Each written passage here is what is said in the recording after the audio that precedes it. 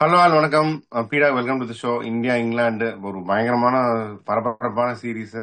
3-0 இருக்க வேண்டிய கனவு இந்தியன் ஃபேன்ஸ் எல்லாம் கனவு கண்ட ஒரு சீரீஸ். அன்பார்ச்சுனேட்லி 1-2 அப்படின்னு பின்னாடி இந்தியா இருக்கு. ஃபோர்த் டெஸ்ட் மான்செஸ்டர்ல. என்ன நினைக்கிறீங்க? இனிஷியல் தாட்ஸ் என்ன? சார் இப்போ ஸ்கோர் லைன் வந்து நீங்க சொல்ற மாதிரி டிசப்பாயிண்டிங்கா இந்தியன் ஃபேன்ஸ். இப்ப ஒரு ஃபேனா நானும் டிசப்பாயிண்டட், நீங்களும் disappointed. But India has not plate bad cricket.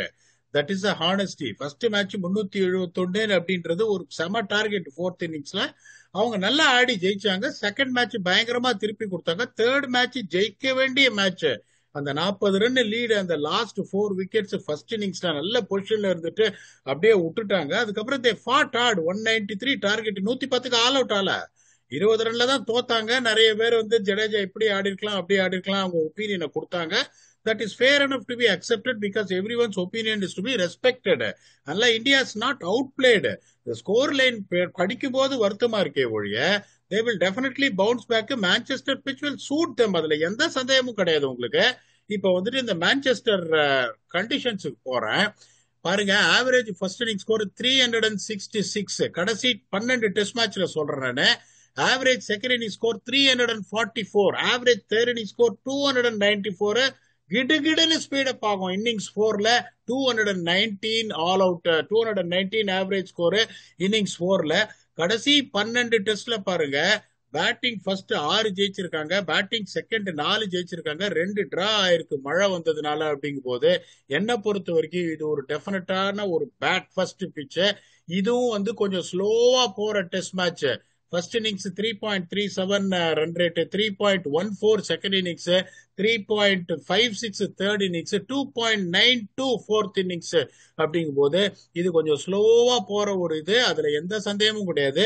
இதுல ஒரே ஒரு விஷயம் என்னன்னா, இப்ப நிறைய பேர் கேட்பாங்க, இப்ப குல்தீப்போட இன்க்ளூஷன் கண்டிப்பா இருந்தே இருக்கணும். இங்கேயும் வந்து 77% வந்து விக்கெட்ஸ் வந்து சீமர்ஸ் எடுத்திருக்காங்க, 23% அந்த விக்கெட்ஸ் ஸ்பின்னர்ஸ் எடுத்திருக்காங்க.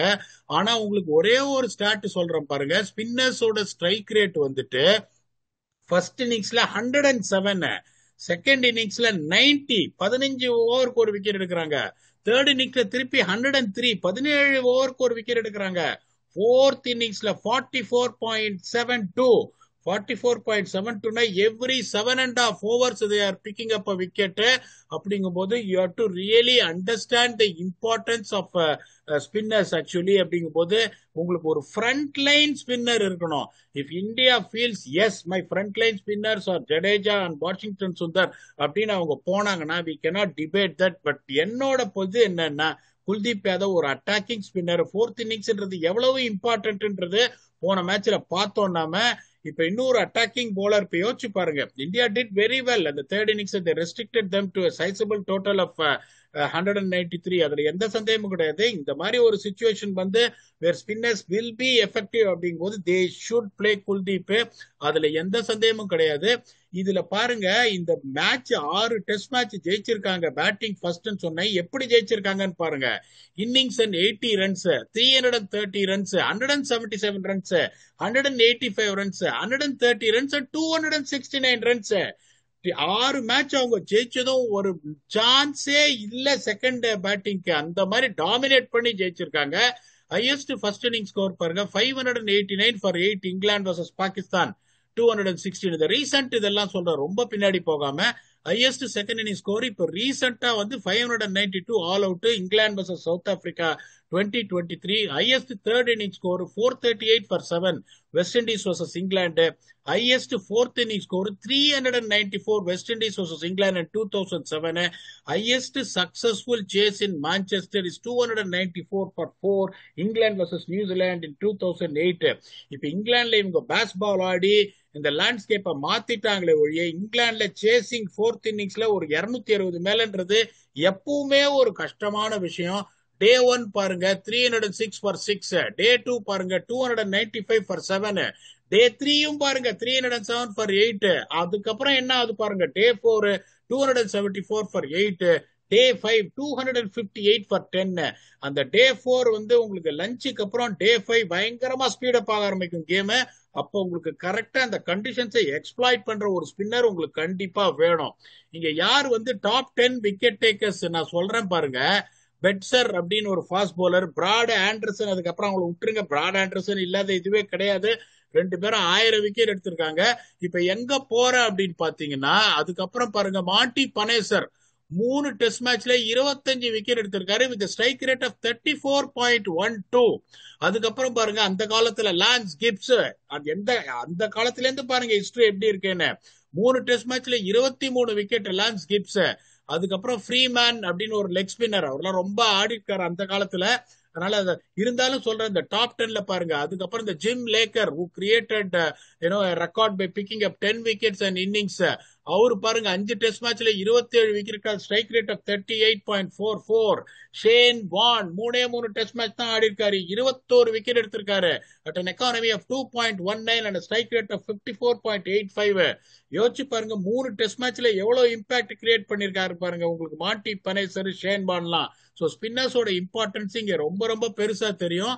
அப்புறம் யார் ரன் அடிச்சிருக்காங்கன்னு பாருங்க. அதே மாதிரி ரூட்டிங்க இருப்பாரு, அதுல எந்த சந்தேகமும் கிடையாது.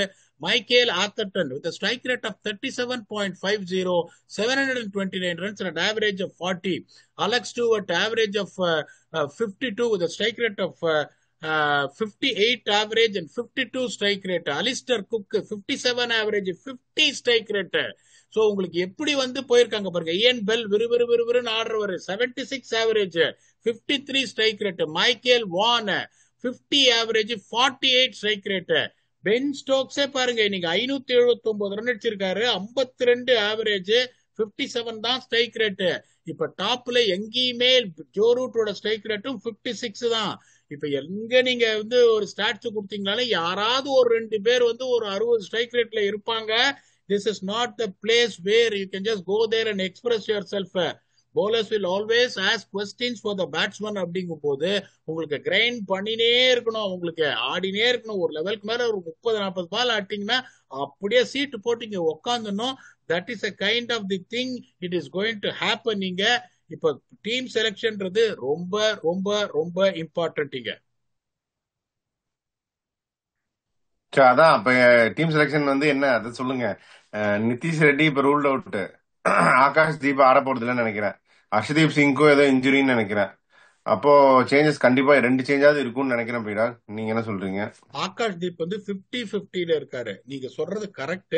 ஆனா is ruled out. But Nitish Reddy is ruled out. எனக்கு ஒரே பயம், இவங்க என்ன தெரியுமா பண்ணுவாங்க, நீங்களும் அதை ஒத்துப்பீங்க. Before we going to the playing 11, Anshul Kamboj ஸ்குவாட்ல ஆட் பண்ணிருக்காங்க, அதையும் சொல்லிடலாம் வியூவர்ஸ்க்கு. அதை ஆட் பண்ணிருக்காங்களே, நீங்க சொல்றதா நடக்க போகுது. இப்போ நிதிஷ் ரெட்டிக்கு பேரு ஷார்துல் தாக்கூர் வருவார் இல்லம்பீங்களா நீங்க? அது முதல்ல நீங்க சொல்லுங்க, அதுக்கப்புறம் என் தாட்ஸ் நான் சொல்றேன். சொல்லுங்க. நீங்க வந்து குல்தீப் வரணும் அப்படின்னு சொல்லுவீங்க இந்த ஒரு ஸ்பாட்ல, ஆகாஷ் தீப் நிதிஷ் 2 ஸ்பாட்ல. ஆனா வரப்போறது வந்து பிரசீத் கிருஷ்ணாவும் ஷார்துல் தாக்கூரும். அததான் சொல்லிட்டீங்களே நீங்க தீர்ப்பு. அதனாலதான் உங்களை முதல்ல கேட்கிறேன். இப்ப நான் வந்து எப்படி வந்து பிளேயிங் 11 ஆடுவேன் அப்படின்னு சொன்னா, it is going to really surprise many people. KL Rahul to open with Yashasvi Jaiswal. My number 3 is going to be Abhimanyu Ishwaran. Number 4 Gill. அதுக்கப்புறம் உங்களுக்கு வந்து பண்ட், ஜடேஜா, வாஷிங்டன் சுந்தர்.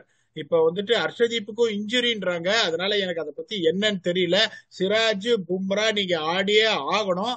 இப்ப அந்த பிளேஸ்ல வந்து ஆகாஷ் தீப் வந்து ஆடல அப்படின்னா it has to be Prasidh Krishna, வேற வழி கிடையாது. ஐ வுட் ராதர் நான் அன்சுல் கம்போஜ் தான் ஆடுவேன், அதுல எந்த சந்தேகமும் கிடையாது. ஒரு 22 ஓவர்ல ஒரு 33 ரன் கொடுக்குற ஒரு டேலண்ட் அவரு. அதுக்கப்புறம் நிதிஷ் ரெட்டியோட பிளேஸ்ல டெஃபினட்டா I will get Kuldeep Yadav. இப்ப நான் சொல்றேன் இது பாருங்க, நீங்க என்ன கேட்பீங்க, கொஞ்சம் பேட்டிங் வீக்கா இருக்கு. வீக்கா இருக்குன்ற மென்டாலிட்டியில போனா வீக்கா தான் தெரியும். KL Rahul is scoring runs at top of the order. Yashasvi Jaiswal has scored runs at the top of the order. Abhimanyu Ishwaran, this is the chance for him to give it back. எல்லாரும் என்ன கேட்பாங்க, சாய் சுதர்ஷனை நீங்க கொண்டு வரலாமே. சாய் சுதர்ஷனை கொண்டு வந்தாங்க, ஒரு test தான் ஆடினாரு, நான் இல்லன்னு சொல்லல. I'm a big supporter of Sai Sudarshan. This is the time for you to see what Abhimanyu Ishwaran can do after putting up performances after performances there. Number 4, அவர் ஆஸ்திரேலியாலே சொன்னாங்களே பீடா இருக்காருன்னு, நம்மளே தான் டிஸ்கஸ் பண்றோம். நீங்க கூட சொன்னீங்க அவர் இருக்காரு, பட் இன்னும் அந்த லெவல்ல இல்லன்னு நினைக்கிறாங்க. நெட்ஸ்ல எல்லாம் அவங்க பாத்துருப்பாங்க அப்படின்லாம் சொன்னீங்களா ஆஸ்திரேலியா சீரீஸ் அப்போ? கரெக்ட். அவங்க பார்த்துட்டு தான் இது பண்ணிருப்பாங்க. சோ அவங்கள நம்ம கிரிட்டிசைஸ் பண்ணக்கூடாது. நான் என்ன சொல்றேன்னா, அது கரெக்டா இல்லையான்றது நீ எப்படி நீங்க டெஸ்ட் பண்ணுவீங்க? என்ன தண்ணியில நடுக்கடல்ல தூக்கி போட்டீங்கன்னா தான் நீஞ்சி நான் வர முடியுமா, இல்ல முழுகி செத்து போடுவானான்னு தெரியும். நீங்க அது பண்ணாமலே வேணா நான் கீழே போட்டா நான் முழுகிருவேன்னு சொல்லக்கூடாது. இவ்வளோ ஆவரேஜ் வச்சிருக்காரு. இன்னும் எத்தனை வருஷம் அவரை நீங்க வந்து டிராவலரா நீங்க எடுத்துட்டு போறீங்க? நியாயம் இல்ல ஒரு லெவலுக்கு மேல. See, I preferred Sai Sudarshan for one reason, because of the form what he has showed. அதுல எந்த சந்தேகமும் கிடையாது. ஒரு டெஸ்ட்ல ஒரு பிளேயர் நீங்க வந்துட்டு அந்த மாதிரி டிசைட் எல்லாம் பண்ண கூடாது. ஆனா they moved on from him. They dropped him for the next two test matches போது, rather than going back to him, the ideal நியாயம் is going to be Abhimanyu ஈஸ்வரன். நீங்க ஒரு டெஸ்ட் மேட்ச் தோத்துட்டு போறீங்க, இந்த டைம்ல தான் தைரியமா வந்துட்டு ஒரு இதை எடுக்கணும். இந்த பேட்டிங்ல என்ன இப்ப சொல்றேன், உங்களுக்கு பாக்குறதுக்கு வீக்கா இருக்கும், ஆனா வீக் கிடையாது.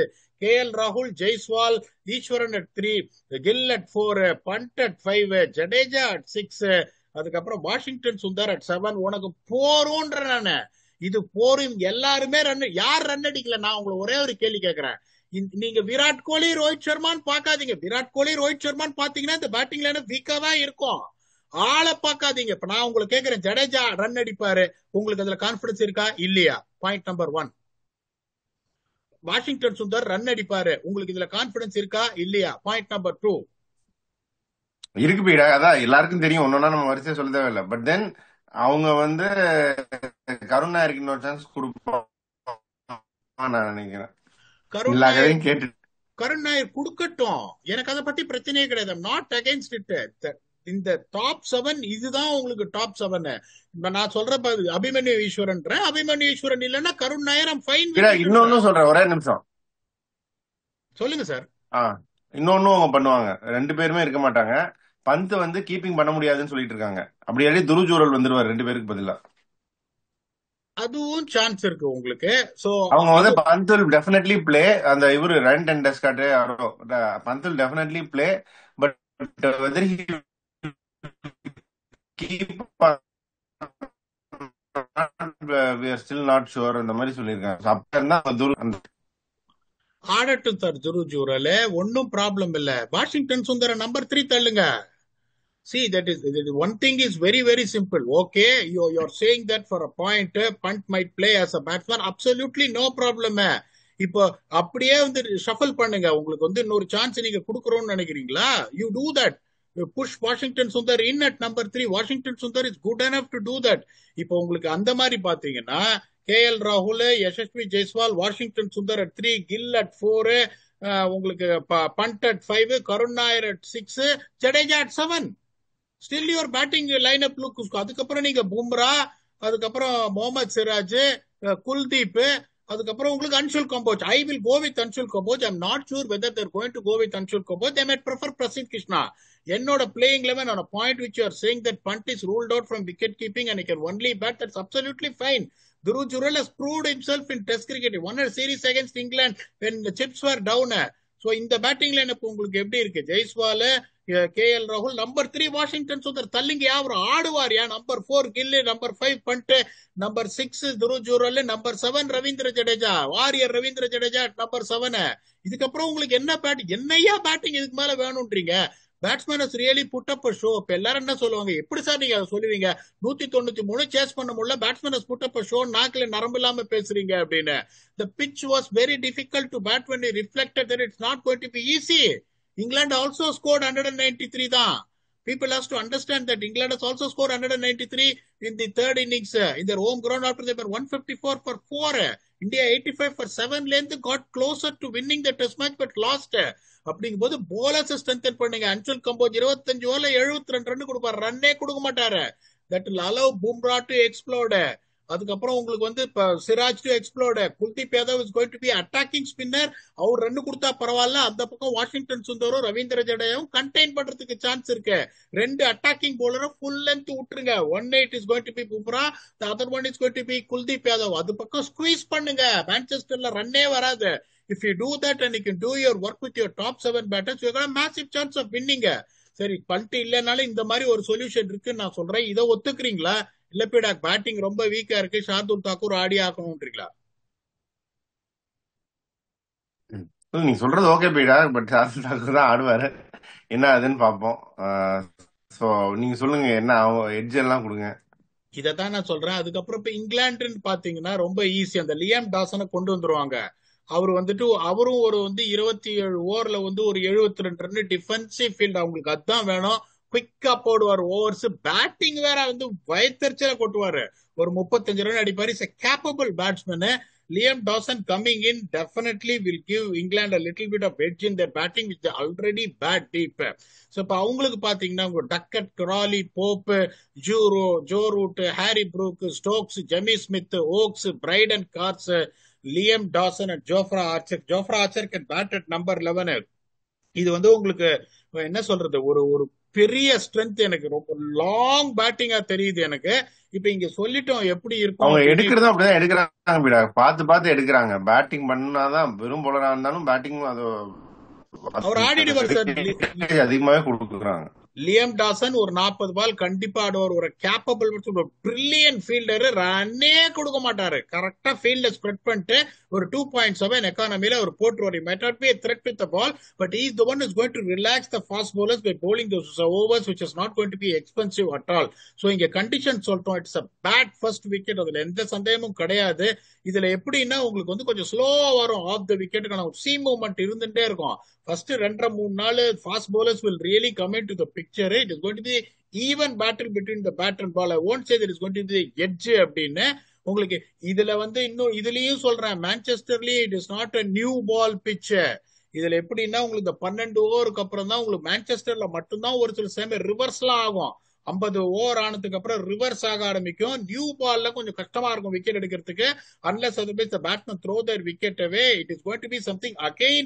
The things will start happening after 14 overs. sideways movement இன்னும் பெட்டரா இருக்கும் உங்களுக்கு after 14 overs. விண்டு வேற அந்த மாதிரி இருக்கும்ன்றதுனால ஒரு பக்கம் உங்களுக்கு ஒரு ஃபாஸ்ட் பவுலர், ஒரு பக்கம் ஒரு ஸ்பின்னர் ஆடணும். இவங்க குல்தீப் யாதவ் ஆடுவாங்களா, கரெக்டான இது பண்ணுவாங்களான்னு தெரியாது. இங்கிலாந்தோட பேட்டிங் லைனப் ரொம்ப எட்ஜ் கொஞ்சம் ஹெவியா இருக்கு. அதுல எந்த சந்தேகமும் கிடையாது. India plagued by injuries. இன்னும் அவங்களோட டாப் 7 என்னன்னு தெரியல. குல்தீப் ஆடுவாங்களான்னு தெரியல. அதுக்கப்புறம் இவர கம்போஜ் ஆடுவாரான்னு தெரியல. இங்கிலாந்து with go with edge of 52-48 in Manchester என்ற. இதை நீங்க ஒத்துக்கிறீங்களா, இல்லலே 2-2 நடந்தே ஆகும்ன்றீங்களா? இல்ல, அதான் நீங்க இப்படி சொல்லிட்டு நான் இந்தியான்னு சொன்னா இந்தியா ஜெயிக்குது போயிட்டா. இந்தியாவே ஜெயிச்சுட்டு போட்டோம். 2-2 ஆகட்டும். பிளேக் பை இன்ஜுரிஸ் தான், நான் இல்லைன்னு சொல்லல. அவங்களுக்கும் தே brought in a வெரி இது லியாம் டாசன் மாதிரி ஒரு யூட்டிலிட்டி பிளேயர் தான் உள்ள கொண்டு வந்திருக்காங்க.